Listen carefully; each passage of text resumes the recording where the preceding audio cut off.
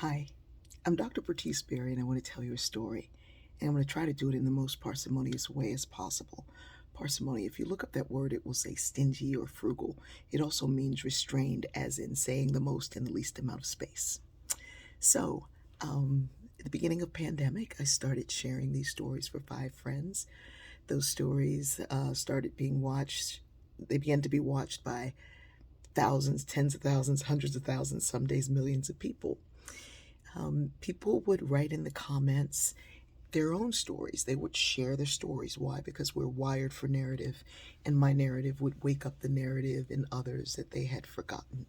So, story is important for teaching because we are wired to connect this way. We are neurologically wired, and if you fire together, you wire together. So, anyway, or is it the other way around? Anyway, I noticed that people were sharing these stories in the comments, and I thought, wow, I'm going to need to do a little bit more.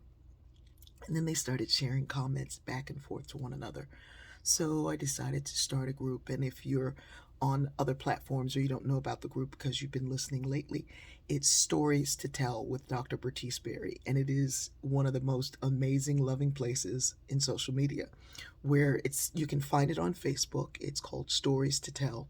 And people who are not on Facebook at all are on just to be a part of this group, because in that group, people share stories that are important for them to share, and they have learned that when you tell a better story, you live a better life.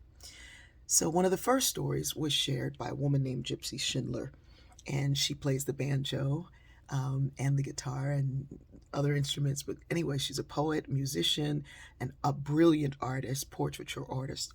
So, she shared this story about, she shared a song playing the banjo, and there were comments and people were like, oh my God, I love that. And she was like, well, Bella Fleck, la la la. And so I was like, oh my God, I love Bella Fleck. And so she said, have you seen the documentary? And I was like, no, but I will. So early the next morning when I get up, and I sometimes read or watch something, I watch the documentary where Bella Fleck, a New Yorker who plays the banjo, went to Africa to find the origins of the banjo. In that documentary, he said, he interviewed these people, and they said, we told our children in the first passage, we often talk about the middle passage of the transport of Africans to the Americas, the horrible enslavement, torture, slave camps. Um, we talk about the middle passage, which was the boat across. The first passage was walking across the continent. And children were told, if you see a large body of water, throw down your heart on those shores because you'll never be home again.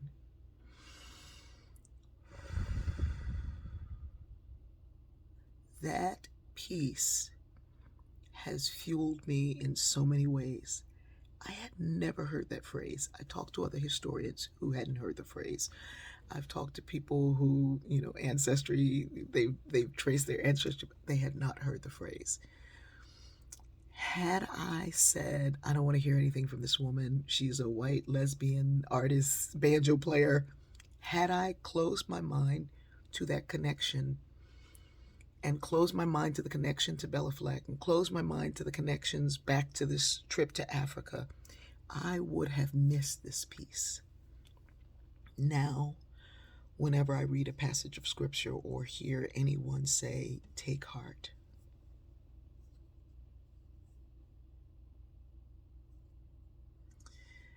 I know that that missing piece of picking up my heart again, putting it back, picking it back up, is so critical and crucial to my journey. These are the connections we must see, we must find. We are all connected.